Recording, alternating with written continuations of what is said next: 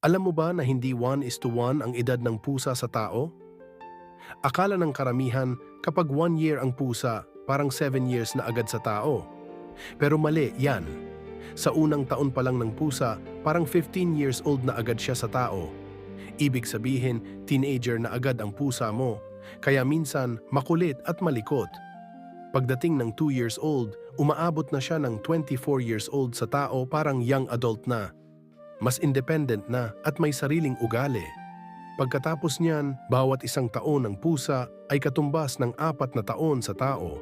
Kaya halimbawa, 5 years old na pusa ay katumbas ng around 36 years old na tao. 10 years old na pusa ay katumbas ng parang 56 years old na tao. Ang bilis, di ba? Kaya kung may pusa ka, tandaan mo, mas mabilis silang tumatanda kaysa sa atin. Kaya habang bata pa sila, lambingin mo na. Dahil ang bawat taon sa kanila, parang ilang taon na rin sa buhay natin. Ang pusa mo, hindi lang alaga, isa yang mabilis tumatandang pamilya.